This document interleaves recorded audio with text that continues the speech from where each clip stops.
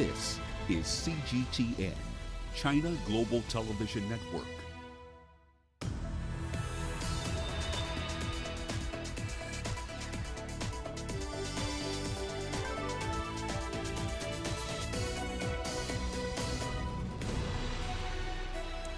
Hello there and welcome to Global Business Africa. We'll be giving you insight into Africa's business and financial markets. I'm Uche Okoronkwo, coming to you from Kenya's capital, Nairobi. Let's start with a look at the markets. Now, emerging markets are coming off a tough last week. We saw investors still worried about the heightening US-China trade war and, of course, moves in the US bond market, which are flagging recession risks. Now, traders say the yen and bond bulls were pretty charged today, while we saw stocks struggling again. Chinese stocks, however, on the rise today as Beijing showed support for its capital markets by relaxing margin financing. Stock markets in Turkey, India, and key African markets were all closed for the holidays today, but we did see South Africa's JSE open, but remaining pretty stagnant on the day due to those same worries about the ongoing US-Sino trade war. Now, also coming up on the show today, a sigh of relief for consumers as Zimbabwe bags over $100 million to improve electricity supply. Kenya's lakeside city, Kisumu, set for the revival of its once vibrant maritime sector. And Saudi Arabian oil giant Aramco's half-year earnings drop. Well, let's kick off the show in Zimbabwe. The country has obtained 3 separate loans of just over $108 million from the Export-Import Bank of China and the Export-Import Bank of India. Now, the money will be used for power generation projects and broadband expansion. The Chinese loan has a 20-year tenure at an interest rate of 2% per annum and a management fee of 0.25% on the outstanding principal amount, while the Export-Import Bank of India provided a $23 million line of credit, which also has a tenure of 20 years with a grace period of 5 years at an interest rate of 1.75% per annum. Now, Zimbabwe said the loan will be utilized for financing renovation and upgrading of the Bulawayo thermal power plant. And it has been almost 2 years since Robert Mugabe was ousted as president of Zimbabwe. Now, Emerson Mnangagwa took over in November 2017. He promised change and a revival of the country's economy. But of course, the economy remains battered and bruised, and inflation continues to skyrocket. Zimbabwe may have new leadership, but it still has old problems. A flailing economy that's heading into a hyperinflation. The main reason that there is a lack of confidence in the economy and in this is because the political reforms that are necessary aren't being tackled in a manner that is satisfying the international community. So one of the findings we discovered last week when we were in Harare is that I think this government, the Mnangagwa government right now, is aware of the fact that this mantra of reform is being pushed. Despite the slow pace of reform, many Zimbabweans living here in Johannesburg say that they're happy that Robert Mugabe is no longer at the helm. But for the majority, it's still a painful struggle. They have to work long hours to save enough money to send back home. And with the rapid rise of inflation, that money in Zimbabwe is not worth much. So many of them have resorted to buying simple goods like oil and rice just to send back. All of this behind me is destined for Bulawayo. We do not regret the military intervention in 2017, a coup or no coup, because it needed to happen. But we made a fundamental mistake. When the coup happened, we needed to constitute a government of national unity whose focus was going to rebuild the Zimbabwean economy. The government has stopped all use of any foreign currency, declaring the Zim dollar sole legal tender. Shelton Moyo lives here in Johannesburg. He buys what he can, but sending it home is also becoming expensive. They cannot have access because of the price change.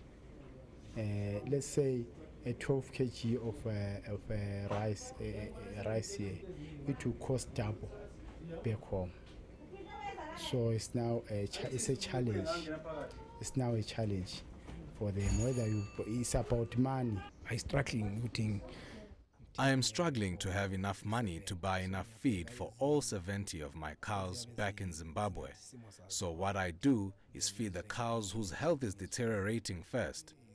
It's 200 rand per bag to buy, then to send home, it's 100 rand.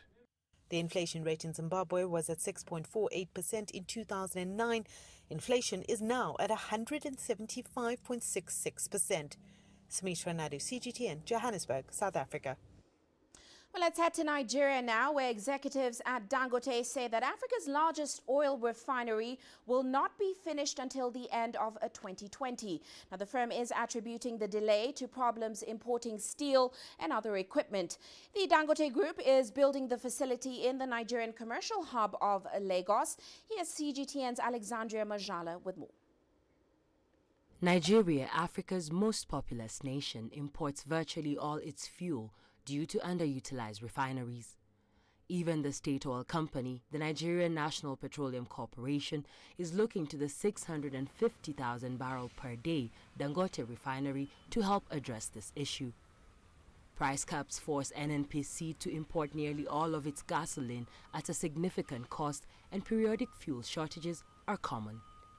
Dangote is also setting up the continent's largest refinery in the country's commercial city, Lagos. Given us a setback, but still, we will be able to complete the project by the end of next year, mechanical completion, and then we will start commissioning the refinery. The company expects fuel production within 2 months of completion of the refinery. This could transform Africa's biggest crude producer from a fuel importer into a net exporter, upending global trade patterns. Billionaire Aliko Dangote, who built his fortune on cement, first announced a smaller refinery in 2013 to be finished in 2016.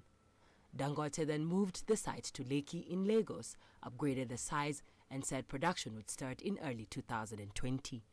Experts, however, say that fuel output was unlikely before the year 2022. But Dangote is setting up its own trading desk to monitor international commodity prices.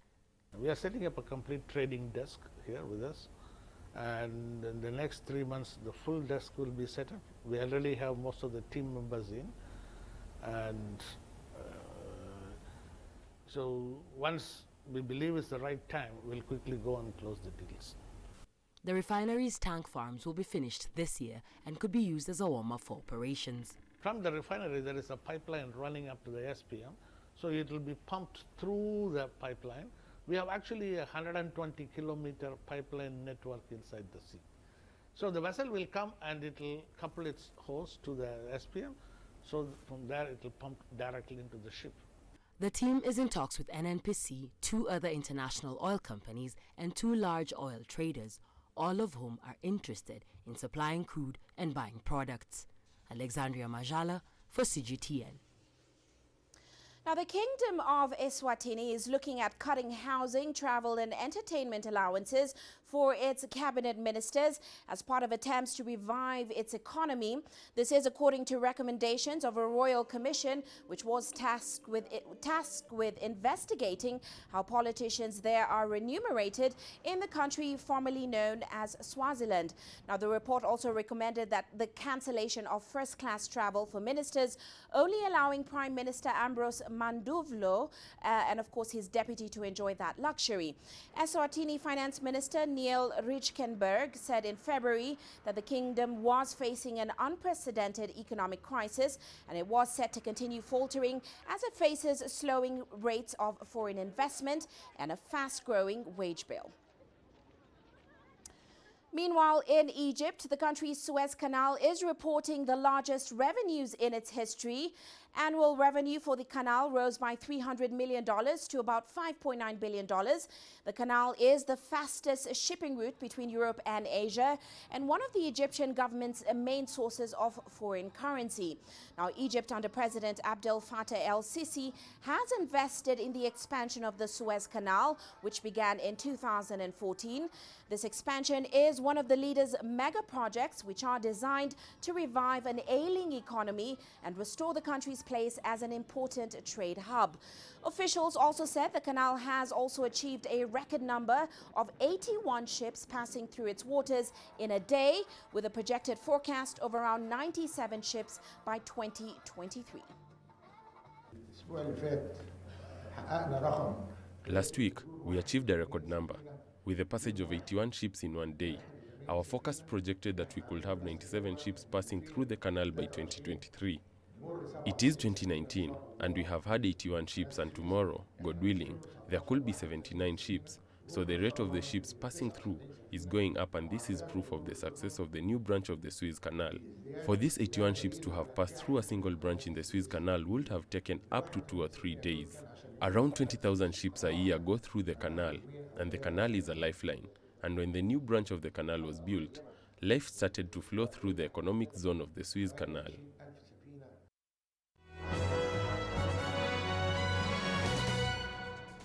And now let's take a look at some of our corporate headlines today. Air Tanzania has made progress in its plan to fly to London by securing 3 landing slots at the Gatwick airport. Now, the airline intends to fly directly from Dar es Salaam's Julius Nyerere International Airport via Kilimanjaro to London's Gatwick airport. If granted permission to fly to the European city, it will be the airline's first route into Europe. Now, the air carrier will also use the London route as a link to other European and American markets. An East African Portland Cement backed away from a plan to dismiss its entire 800-strong workforce on a Friday. It says it will make a further statement about restructuring the company.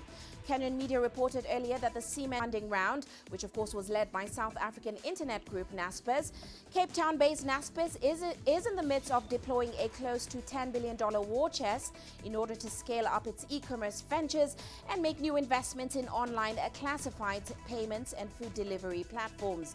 US tech giant Facebook also took part in the funding round.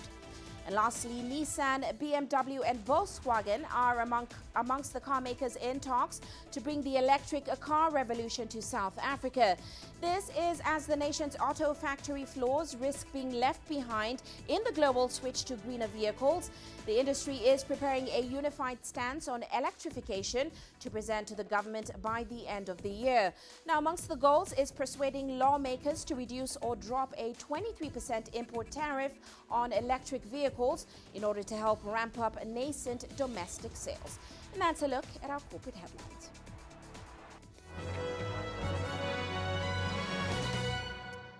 Well, let's head into a quick break now, still coming up on the show.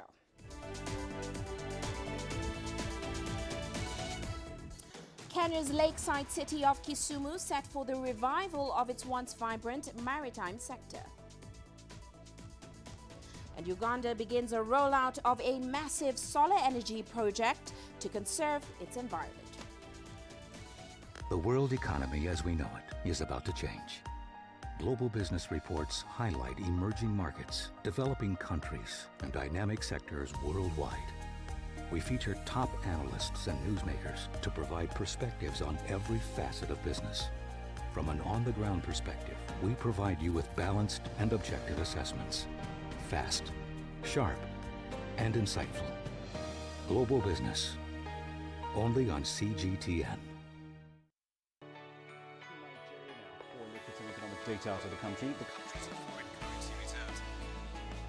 With a dedicated and diverse team of anchors, CGTN now brings Africa to the palm of your hand. I'm Penina Karibe in the heart of Nairobi, which is bustling. From everyday heroes to the continent's most powerful figures, we bring their voices to you. We haven't changed, and this is something most of us are very excited about. We bring you news that's changing perspectives. I'm Uche Okoronkwo reporting from Nairobi's city center. News that brings Africa to the world.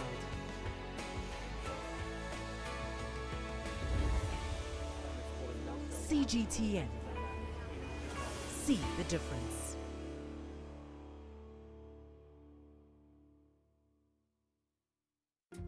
Africa is the nexus of enterprise, and global business will tell you why it matters. From the mega investment projects to multi-billion-dollar mergers and acquisitions. Africa today collects, just in terms of revenues from taxes alone, $545 billion a year. If you take 10% of that and you devote it to the energy sector, problem solved. All this on Global Business, weekdays at this time on CGTN.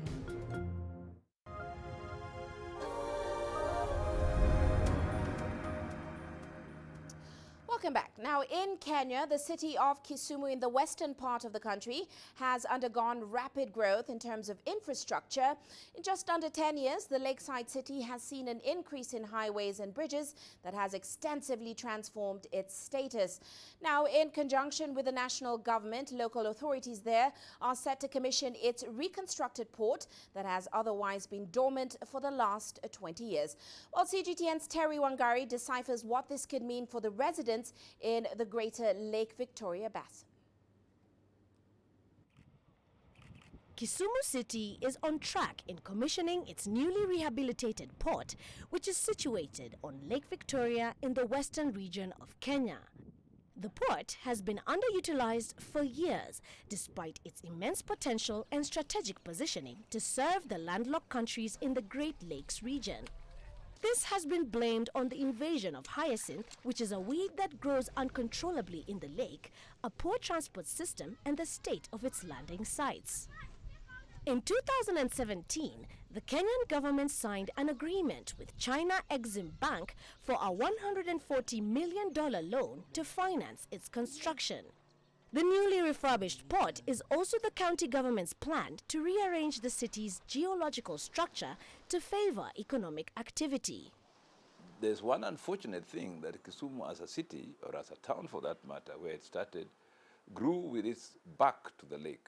If you look at the shops in front of the lake on Obote Road, they turn their backs to the lake, which is very unfortunate because in most towns or cities on waterfronts, facilities always turn their front to the lake and then interact with the lakefront economy to their own advantage. In its heyday, the Kisumu port was an important passenger and cargo hub. It interlinked Kenya, Uganda and Tanzania through the Port Bell, Jinja, Bukoba and Mwanza ports.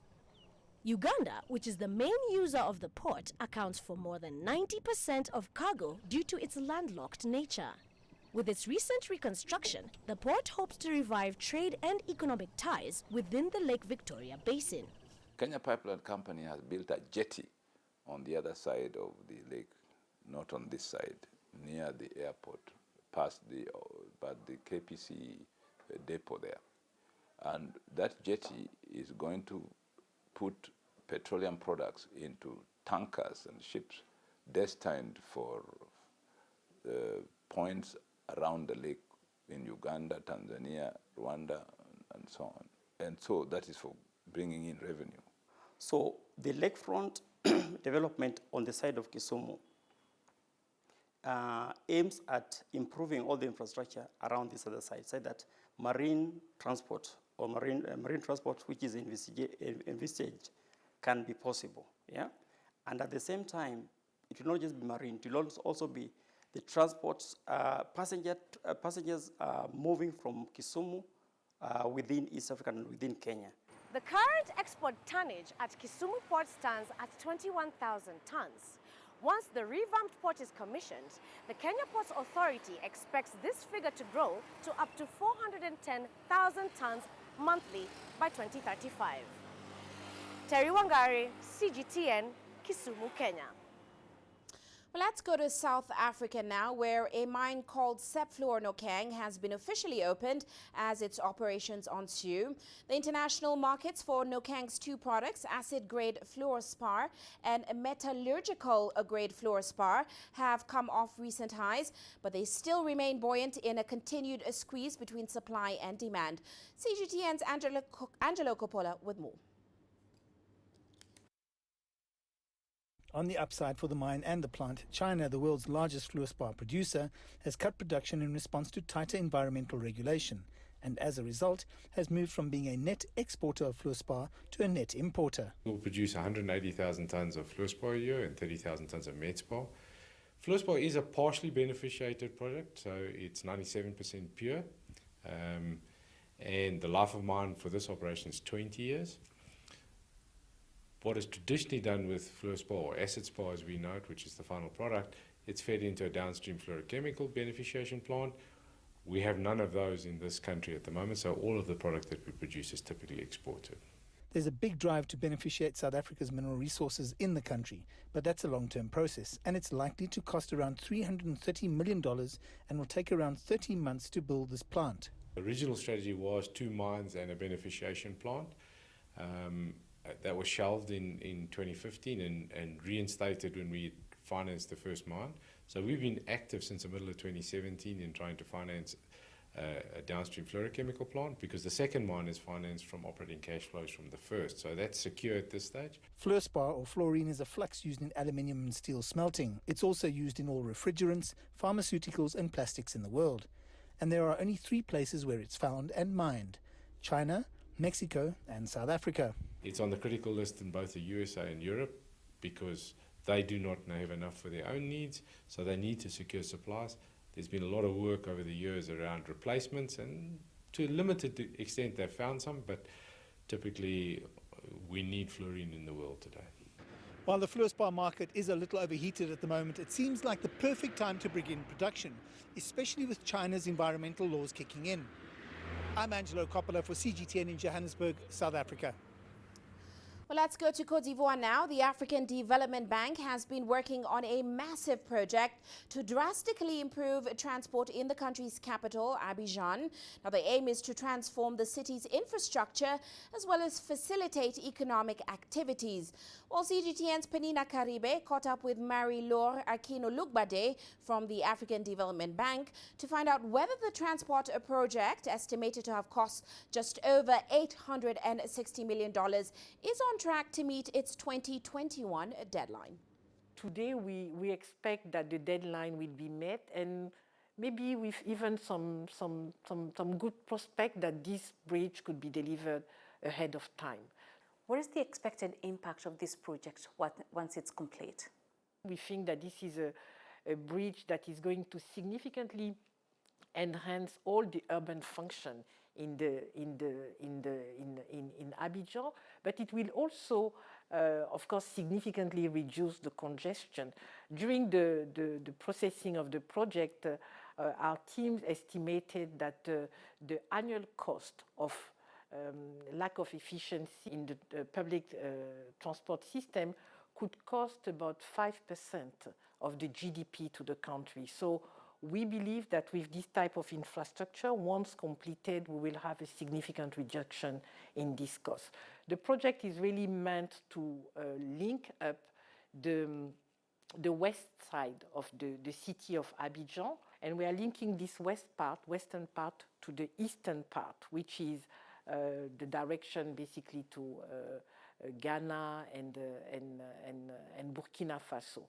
So this whole corridor also has also a regional dimension, in the sense that we are going to be able to transport goods from the port of Abidjan all the way to the hinterland countries of Burkina Faso, Mali and Niger.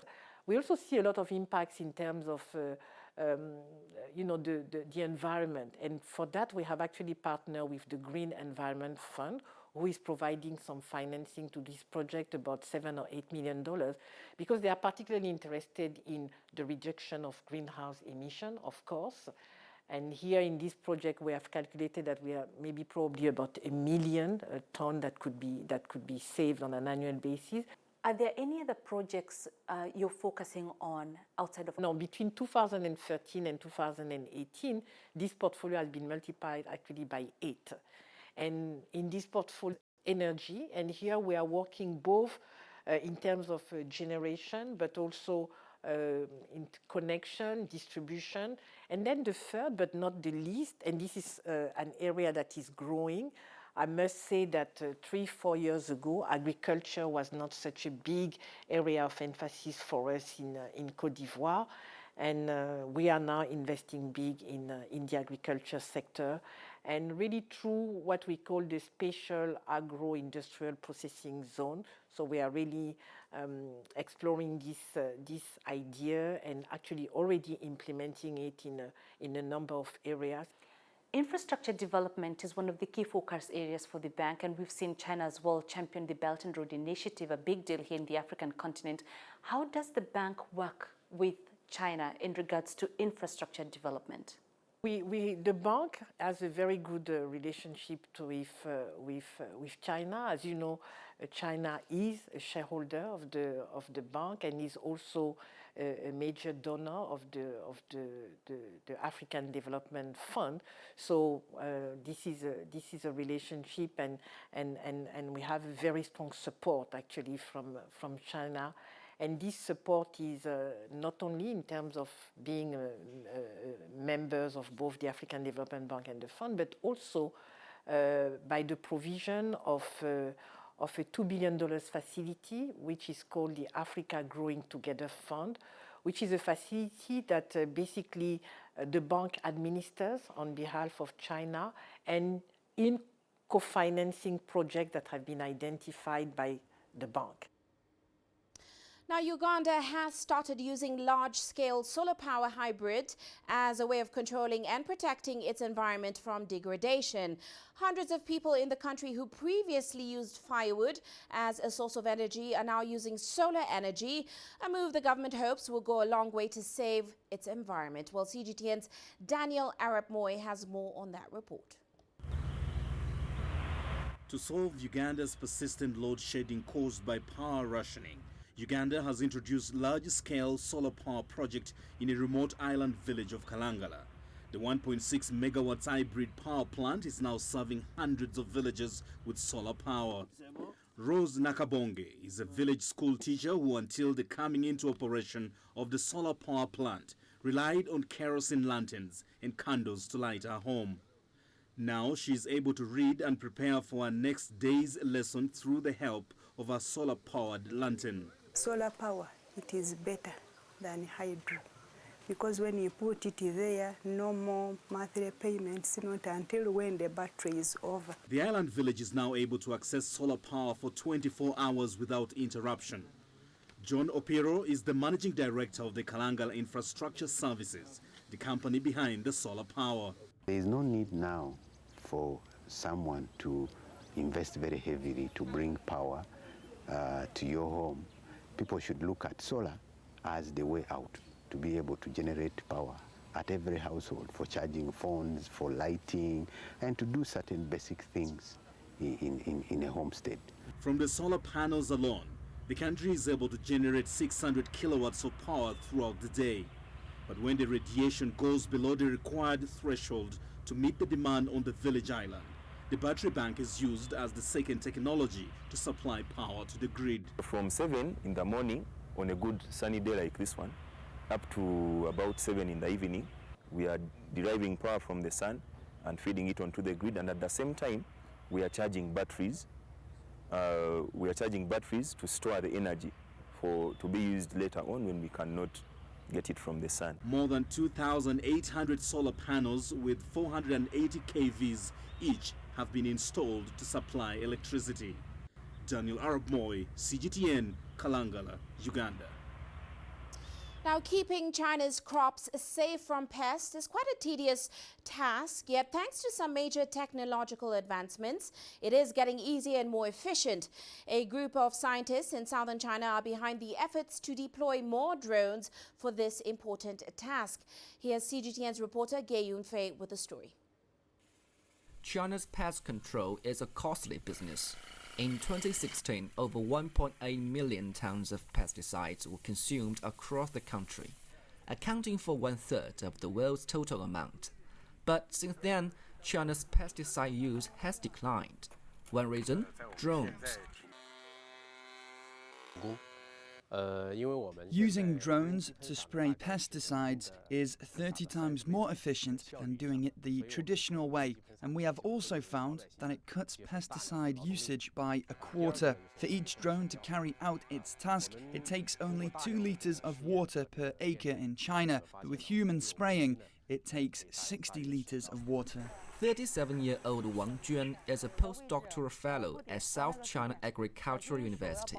She and her team have been studying precision agricultural aviation pesticide spraying technology since 2014. Our goal is to achieve precise spraying. First, we use spectral cameras installed on the drones to scan farmland and generate prescription pictures that can show different levels of insect damage to the farmland. Then the drone can control the number of pesticides sprayed on the crops according to those damage levels. To achieve their goal, a huge amount of detailed work needs to be carried out. Wang and the students have to fly all over the country to carry out experiments on different crops and collect the raw data piece by piece. Aviation spraying is a very mature concept in the US, but it's still a new thing in China. So the industry here doesn't have an option standard. What's more complicated is that the standard for each crop in each stage of growth is different. So we're now trying to establish a standard model for China's drone spraying. And China's world-leading drone industry is also expanding its arena to the farmlands. DJI, the world's largest drone maker, says they have sold more than 10,000 agricultural drones in the past 3 years. And the company keeps adding more cutting-edge technologies to pesticide spraying. With digital beamforming technology, it can realize 3D point cloud imaging, which can effectively identify complex farmland scenes and achieve autonomous obstacle flight. The radar supports terrain slope and mountain slope detection, and the drone can fly in a simulated manner. With an all-weather data imaging radar that can monitor farmland environment, it can spray pesticide over a 100,000 square meters area in 1 hour, a 67% increase over its drone predecessors. Behind all of these innovations is the dedication of hundreds of engineers. Li Xingnong, an engineer from DJI, is one of them. I spent 6 months traveling across China to collect data of different crops. It's hard, but you're participating in a great cause of modernizing and reforming the traditional agriculture production mode. It makes me proud. By 2018, there were over 30,000 agricultural drones in China, a nearly fourfold increase from a year earlier. This rampant growth is also boosting the wild imagination within China's smart agriculture industry. Ge Yunfei, CGTN, from Hainan and Guangdong provinces. You're watching Global Business Africa. Let's take a quick break now. Still to come.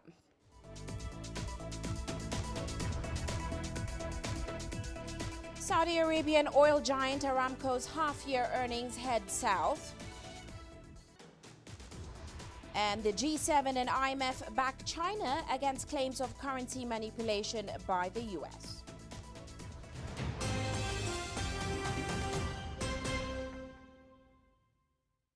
Business in Africa is at a crossroads. We celebrate those who are adopting and thriving despite the challenges, from grassroots to big businesses. Global Business takes you along for the ride as we track the making of a giant. Only on CGTN. Every story starts out like this. Okay. We'll head up now. But beyond the rush of the numbers, there's always a more fundamental question. What happened? Who has been affected? When market-moving decisions are made, who's responsible and why? Let's get some reaction on ground. Joining us in Johannesburg is Sutra Nairobi. Hello, Nairobi. This is how all stories begin. See how they end. Only on Global Business.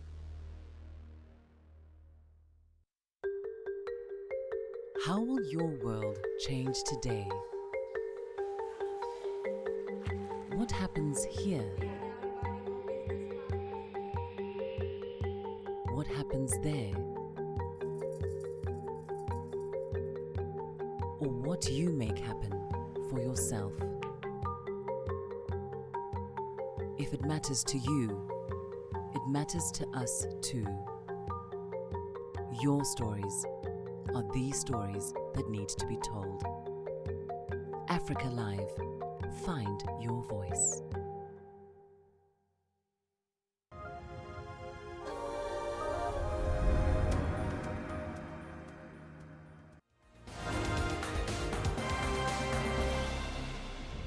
Well, let's recap today's top headlines. South African authorities have dismissed reports that the police are targeting foreign nationals. That's following a raid that saw hundreds of immigrants arrested. Over 600 people were arrested in downtown Johannesburg when police swooped into shops to seize fake goods. Over $13 million worth counterfeit goods were confiscated. And Tanzania is in mourning after a crashed fuel tanker exploded as crowds rushed to recover leaking petrol. So far, 71 people have been confirmed dead from the incident. President John Magufuli visited some of the 59 survivors who had been transferred to a hospital in Dar es Salaam.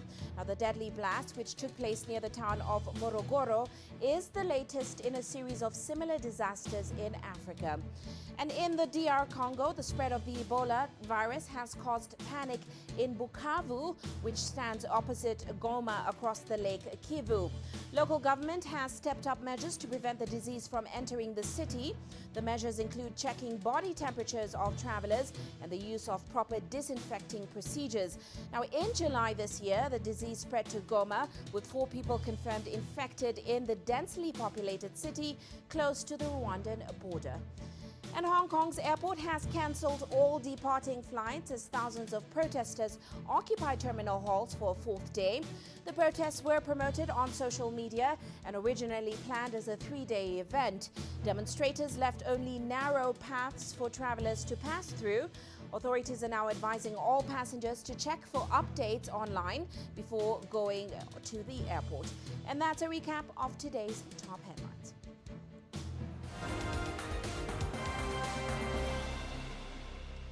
Now, Saudi state-owned energy firm Saudi Aramco says its first half net income for 2019 has slipped nearly 12% to $46.9 billion. Now, the fall in revenue is attributed to lower oil prices. That's amid speculation the firm was preparing for its overseas stock listing. It is the first time the company has published its half-year financial results, and this comes after Aramco opened its secretive accounts for the first time in April as it prepares to raise funds from investors. The planned IPO is envisaged in plans to wean the country off its dependence on oil revenues. Saudi Arabia plans to sell up to 5% stake in the firm in the hopes of raising up to $100 billion.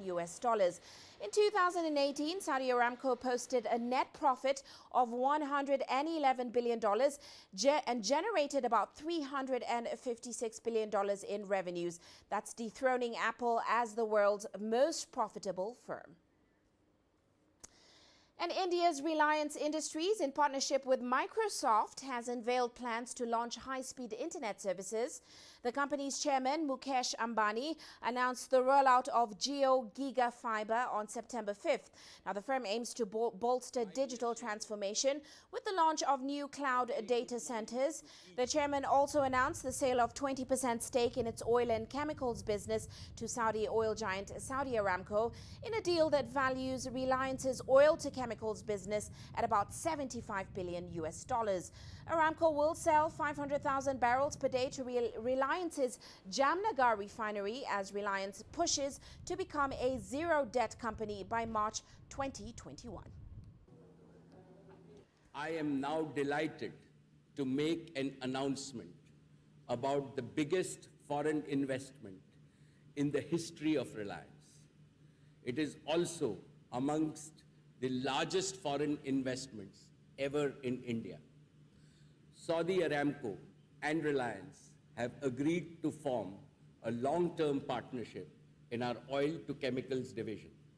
In terms of the understanding between the parties, Saudi Aramco will invest in Reliance for a 20% stake in our oil to chemicals division at an enterprise value of $75 billion. We stand committed to support the people of Jammu and Kashmir and Ladakh in all their developmental needs. And Reliance will create a special task force, and you will see a lot of announcements on Jammu, Kashmir and Ladakh and our developmental initiatives in the coming months. And let's move on now. China is unlikely to face serious consequences from a U.S. decision to label Beijing a currency manipulator. That's given the apparent lack of G7 and IMF support for Washington's move. Now, the head of the IMF's China department, James Daniel, stood by the fund's assessment that the value of the yuan was in line with economic fundamentals. Former U.S. Treasury official Fred Bergstein agrees. Bergstein says there was no chance that any G7 country will support the U.S. because there's no evidence that China was manipulating its currency. Now, it has been about 4 years since China launched the market-oriented RMB exchange rate reforms in 2015. The reforms have been widely recognized by the global community, except for the United States. Let's take a look back. On August 11, 2015, the People's Bank of China announced a major improvement to the formation of the RMB's central parity rate against the US dollar. The change required market makers to refer to the closing rate of the interbank foreign exchange market on the previous day. The PBOC amended the pricing mechanism in February 2016. The change required that the rate also be in conjunction with the exchange rate movement of the major currencies. It also stipulated that the central parity rate equals the closing rate plus changes in the currency basket rate. The moves help make the central parity rate more consistent with market needs. On May 26, 2017, the PBOC introduced a counter-cyclical factor to adjust the way it calculated the yuan's daily reference rate against the dollar. That meant that yuan fixing banks needed to add the factor into their yuan reference rate setting. It also meant that the coefficient needed to be adjusted according to macroeconomic and pro-cyclical market sentiments. In January 2018, the central bank abandoned the methodology when calculating the daily RMB rate. That came after the yuan had almost gained 8% versus dollars since the introduction of the counter-cyclical factor. The counter-cyclical factor was resumed in August 2018. The PBOC said the moves were aimed at mitigating RMB depreciation pressures from ongoing trade friction. The PBOC reports that RMB exchange rate floated up and down and remained basically stable at a reasonable and balanced level. Guanxin CGTN. Well, let's head to Britain now. It's still not clear exactly how Britain will handle its exit from the European Union. However, Britons have already spent massive sums of money on panic stockpiling. Finance provider Premium Credit reports in a fresh survey that Britons have paid about $4.8 billion to stockpile goods in case of a no-deal Brexit. The most popular items stockpiled have been food and medicine. 800,000 people surveyed said that they have spent more than $1,200 preparing for potential food shortages.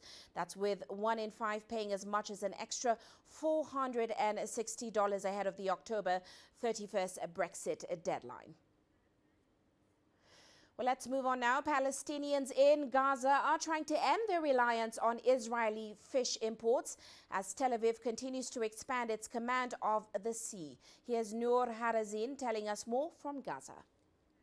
Israel's blockade on the Gaza Strip has made it nearly impossible for local Palestinian fishermen to make a living these days, as fishermen are barred from fishing beyond 6 nautical miles from their coastline.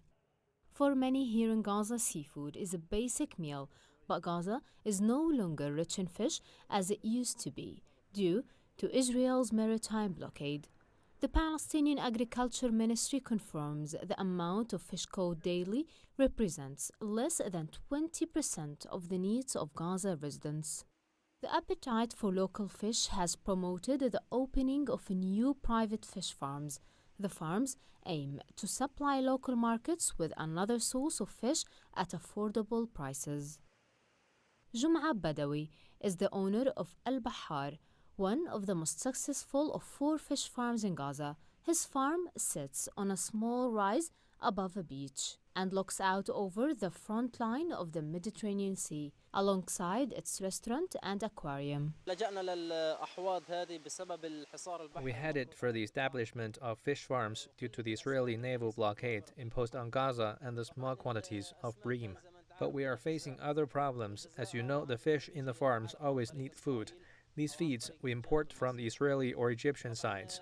When comparing with other countries, prices are very high for imports from Israel. Despite the success of his project, Badawi says that his business faces mounting costs as he has to buy the required seeds and fish food from Israel twice a week. However, Palestinian engineer Wa'il Musallam found a solution to provide fish food locally. He worked on opening the first water farm for Azula in Gaza. Azula is a plant that grows in water and is used to feed fish. His project will greatly reduce the import of high-priced fish feed from Israel. We are suffering from the high cost of fees in Gaza. Everything we produce is without profit. We have sought ideas to meet these challenges. Our friend Dr. Suhalayej introduced us to this Azola plant. We brought it to Gaza late last year. After a number of failed attempts, we succeeded and production is starting to improve. Hoping to end Gaza's reliance on imports from Israel, fish farmers seem to have learned an important lesson from a historical Chinese proverb. Give a man a fish, and you feed him for a day. Teach a man to fish, and you feed him for a lifetime. Nuhar Razin, CGTN, Gaza. Meanwhile, Chinese manufacturers are entering the disposable diaper market in droves, and around 2,000 brands are now available on the market. Now, as local manufacturers and e-commerce companies compete for a share of China's baby care market, the game is on to create the best products and marketing campaigns. Take a look. A fresh delivery of disposable diapers has arrived at Li Mingli's apartment in Beijing. Since she had her second child around 5 weeks ago, her oldest daughter has helped unpack several of these boxes in the living room. And this one won't be the last. Li learned about this Chinese brand of disposable diapers through an e-commerce platform and says she's happy with their performance. 这个爸爸的选择纸尿裤是我从网上购买的，送货非常快，一天就到了。然后用了之后发现，特别的薄，特别柔软，尤其是孩子有红屁股，用了这款之后就是感觉红屁股的。Wang Shengdi is the founder and CEO of Daddy's Choice, the company that makes these diapers. During his time studying abroad, he realized that many Chinese parents preferred overseas brands of disposable diapers to Chinese ones. Having recognized a potential business opportunity, he returned home with a dream to create a disposable diaper tailor made for the Chinese market. It's very, very soft. It's like silk or cotton candy. It's also highly absorbent. Since we first started the company, we've already gone through several dozen iterations of our technology, and we're now at the global cutting edge. At the 3-day Global Maternal and Infant Conference in Shanghai this July, industry experts explored pain points, opportunities and developments in the baby care industry. Some of their predictions for the future included an increased preference among consumers for higher quality products, a move towards more specialized and professionalized services, and an explosion of social e-commerce and customer-to-manufacturer models. And shifting focus now, a quick look at how commodities performed today. We saw gold prices edging up today, with spot gold holding above that psychological $1,500 per ounce level. And that's as investors' demand for safe haven precious metals continues to increase on the concern over slowing global economic growth, of course, as the trade war between Washington and Beijing drags on.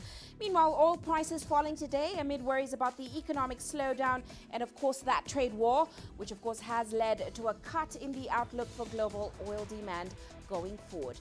Let's head into a quick break now. Still to come.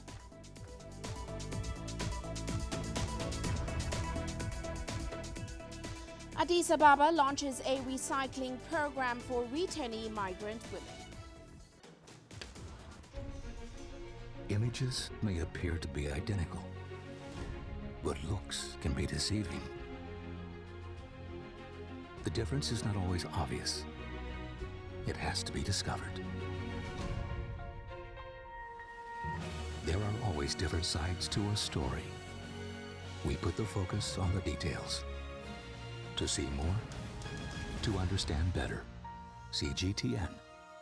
See the difference.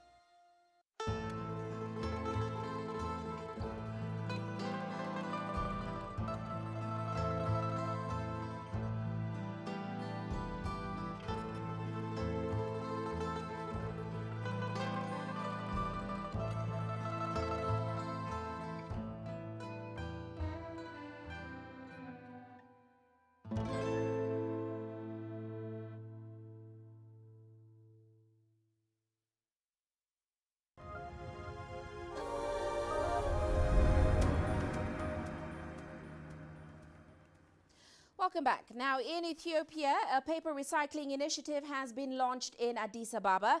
It employs primarily returning migrant women. Now, 40 deposit sites on wheels have sprung up in the Ethiopian capital, allowing residents there to dispose of their paper waste for a fee.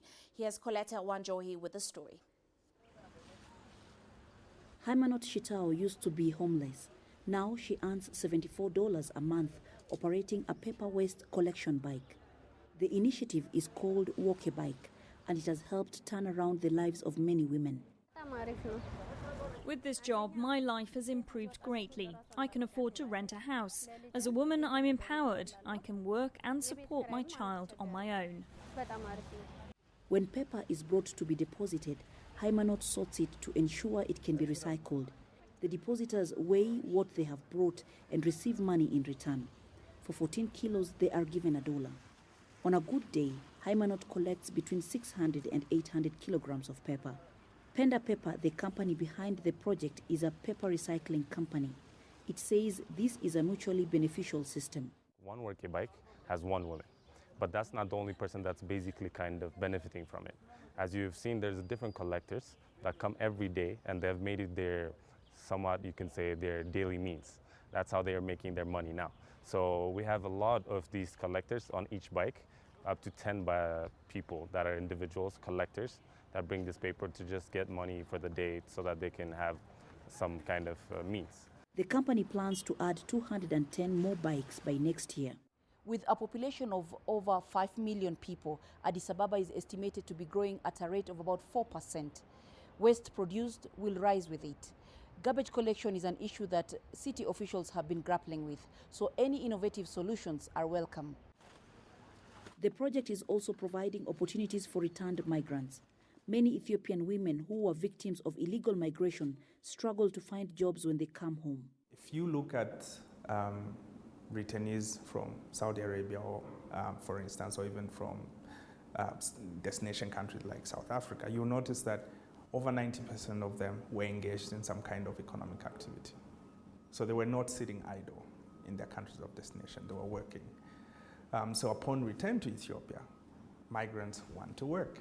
They want opportunities to improve themselves economically.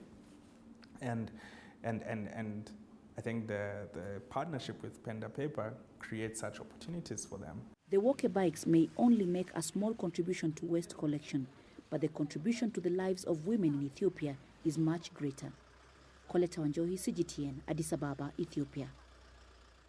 Well, let's turn our attention now to the world of virtual reality. Maureen Fan, who runs an Emmy Award-winning animation studio in San Francisco, she is at the forefront of creating virtual reality films. Well, CGTN's Connie Lee sat down with a lady who has fought to make her childhood dreams become a reality. Something is out there, and if this fire doesn't scare it off, things could get really ugly. What's out here is a created world, experienced through your senses, otherwise known as virtual reality, or VR. And creating this VR world is the reality of Maureen Fan, CEO and co-founder of Baobab Studios. The mission is to inspire the world to dream by bringing out your sense of wonder. And we do that by introducing you to characters that you can fall in love with, taking you to worlds you could have never imagined, and making you matter. Making you, or me, matter by making us the main character of their interactive films. When I watch animation or play an animated game, I'm brought back to that 5-year-old sense of self where I thought anything was possible. And I've always loved animation since I was young, and I wanted to be an animator all my life. Wow. But my parents, being immigrant Asian parents, said that I'd be poor and destitute if I followed my crazy dreams in Hollywood. So I actually took the more practical path when I graduated and went to eBay and was a UI designer. But on nights and weekends, she was taking animation classes, which eventually led her to Baobab. It's been a long path to it, but I'm really happy that I'm doing what it is that I always wanted to do. And she's extra happy these days with the studio's win this year of 4 Emmys for the short film Crow, the Legend. It was really important for this particular piece that Native Americans in Philanthropy was our advisor, because it's one of the first ever indigenous worldview animations out there. But beyond creating award-winning pieces, Fan is actively using her role to bring more diversity into the media industry through her work with Gold House. Our mission is to shine a light on Asian Americans, because we know that there's people who want to consume content created from different perspectives. It's been very clear throughout my entire career that I have a unique perspective, being Asian American and also being female in very male-dominated industries. I realized that being a woman and being Asian American gave me strength, because I was different and that I could see things that other people couldn't necessarily see.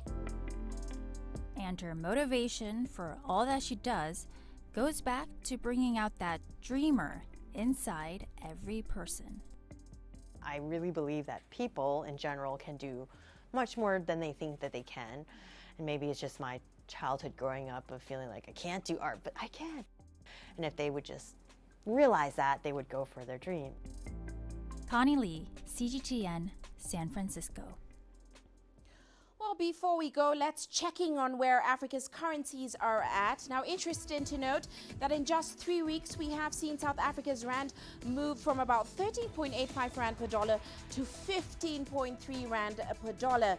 Now, traders are saying domestic uncertainties over Eskom's debt and South Africa's credit rating status is amplifying the effects of the US-China trade war. The rand's 8.63% loss against the dollar makes it the worst performing emerging market currency over the past 30 days. Well, that's it for this edition of Global Business Africa. Remember, you can send your feedback to the contacts on your screen. You can also follow us on our various digital media platforms. From me, Uche Okoronkwo, and the rest of the team, thanks for watching.